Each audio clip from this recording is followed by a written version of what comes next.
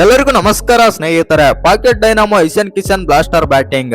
ಇನ್ನು ವಿಶ್ವಕಪ್ ಮುನ್ನ ಸ್ವಚ್ಛಲ T20 ಶತಕ ಸಿಡಿಸಿದ ಕಿಶನ್ ಒಂದೇ ಓವರ್ ನಲ್ಲಿ 28 ರನ್ ಬಾರಿಸಿ ಹೊಸ ದಾಖಲೆ ಆಧಾರ ನಿರ್ಮಿಸಿದ್ದಾರೆ.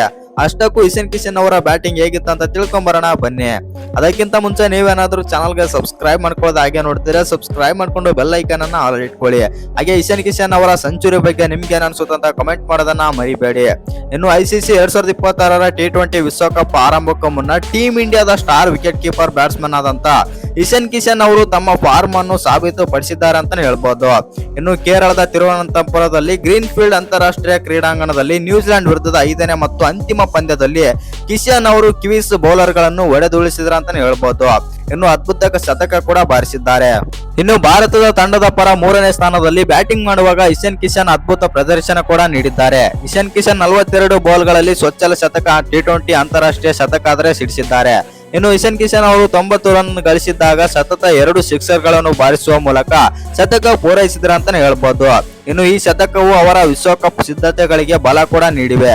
ಇನ್ನು ಸೈಯದ್ ಮುಸ್ತಕ್ ಅಲಿ ಟ್ರೋಫಿಯ ನಂತರ ಉತ್ತಮ ಫಾರ್ಮ್ ನಲ್ಲಿರುವ ಈ ಇನ್ನಿಂಗ್ಸ್ ಭಾರತ ತಂಡದ ಆಡುವ 11ರ ಬಳಗದಲ್ಲಿ ಅವರ ಸ್ಥಾನವನ್ನು ಭದ್ರ ಬುನಾದಿ ಹಾಕಿದಂತಾಗಿದೆ ಅಂತಾನೆ ಹೇಳ್ಬೋದು. ಇನ್ನು ಪಂದ್ಯದ ಆರಂಭದಿಂದಲೂ ಇಶಾನ್ ಕಿಶನ್ ಅವರು ಆಕ್ರಮಣಕಾರಿಯಾಗಿ ಆಡಿದ್ರ ಅಂತಾನೆ ಹೇಳ್ಬೋದು.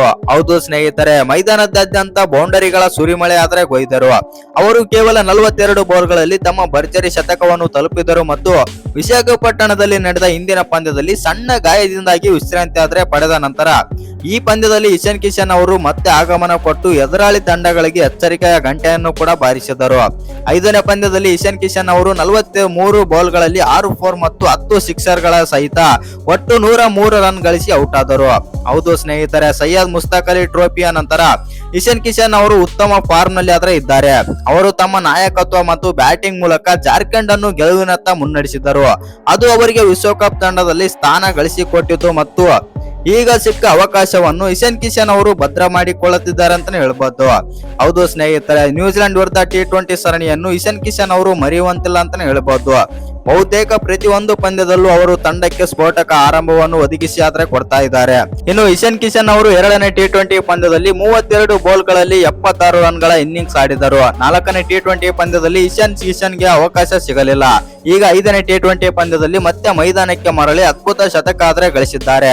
ತಿರುವನಂತಪುರದಲ್ಲಿ ಚೆಂಡು ನಿಧಾನವಾಗಿ ಬರುತ್ತಿದ್ದ ಪಿಚ್ ನಲ್ಲಿ ಇಶಾನ್ ಕಿಶನ್ ಅವರು ಸಮಯ ಪ್ರಜ್ಞೆ ಮತ್ತು ಪವರ್ ಹಿಟ್ಟಿಂಗ್ ಪ್ರೇಕ್ಷಕರನ್ನು ಸಂಪೂರ್ಣವಾಗಿ ರಂಜಿಸಿದಂದ್ರೂ ತಪ್ಪಿಲ್ಲ. ಹೌದು ಸ್ನೇಹಿತರ, ವಿಶ್ವಕಪ್ಗೂ ಮುಂಚಿತವಾಗಿ ಅವರ ಫಾರ್ಮ್ ಟೀಮ್ ಇಂಡಿಯಾ ಮ್ಯಾನೇಜ್ಮೆಂಟ್ ಮತ್ತು ನಾಯಕ ಸೂರ್ಯಕುಮಾರ್ ಯಾದವ್ಗೆ ಭರವಸೆ ಆದರೆ ತಂದುಕೊಂಡಿದೆ.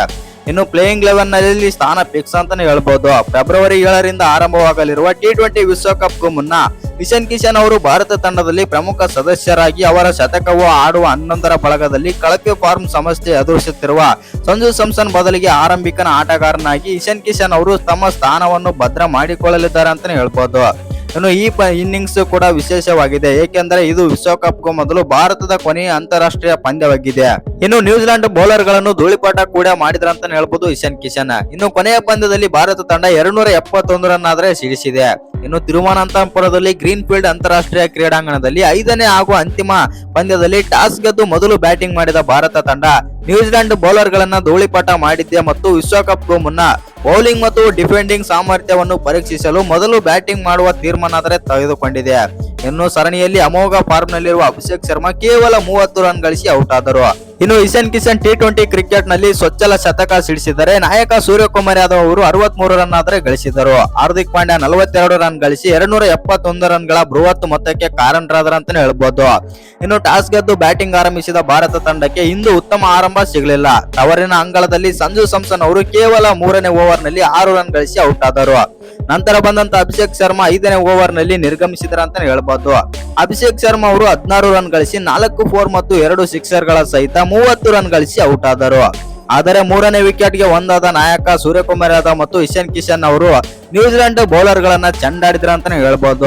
ಎಲ್ಲ ಅನುಭವಿ ಬೌಲರ್ ಗಳನ್ನೇ ಲೆಕ್ಕಿಸಿದ ಸಿಡಿಲಪ್ಪರದ ಬ್ಯಾಟಿಂಗ್ ಕೂಡ ಮಾಡಿದರು. ಇನ್ನು ಇವರಿಬ್ಬರ ಆರ್ಭಟಕ್ಕೆ 10 ಓವರ್ ಗಳಲ್ಲಿ ಭಾರತ ತಂಡ 100ರ ಗಡಿ ಕೂಡ ದಾಟಿತು. 15ನೇ ಓವರ್ ನಲ್ಲಿ ಸೂರ್ಯಕುಮಾರ್ ಯಾದವ್ ಅವರು ಮಿಚೆಲ್ ಸ್ಯಾಂಟ್ನರ್ ಬೌಲಿಂಗ್ ನಲ್ಲಿ ಸ್ಟಂಪ್ ಔಟ್ ಆದ್ರೆ ಆದರು.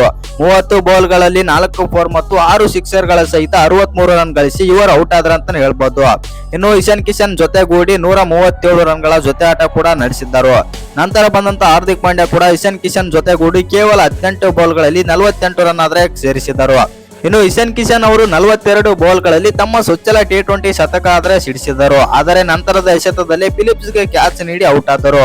ಇವರ ಇನ್ನಿಂಗ್ಸ್ ನಲ್ಲಿ 6 4 ಮತ್ತು 10 ಭರ್ಜರಿ ಸಿಕ್ಸರ್ ಗಳ ಸೇರಿವೆ.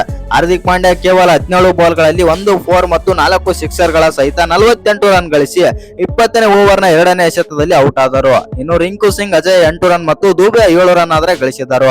ಇನ್ನು ಈ ವಿಡಿಯೋ ಇಷ್ಟ ಆಗಿದ್ರೆ ಒಂದು ಲೈಕ್ ಮಾಡಿ, ಶೇರ್ ಮಾಡಿ, ಹಾಗೆ ಇನ್ನು ಯಾರ ಚಾನಲ್ಗೆ ಸಬ್ಸ್ಕ್ರೈಬ್ ಮಾಡ್ಕೊಂಡಿಲ್ಲ ಸಬ್ಸ್ಕ್ರೈಬ್ ಮಾಡ್ಕೊಂಡು ಬೆಲ್ ಐಕನ್ ಅನ್ನ ಆಲ್ ಇಟ್ಕೊಳ್ಳಿ.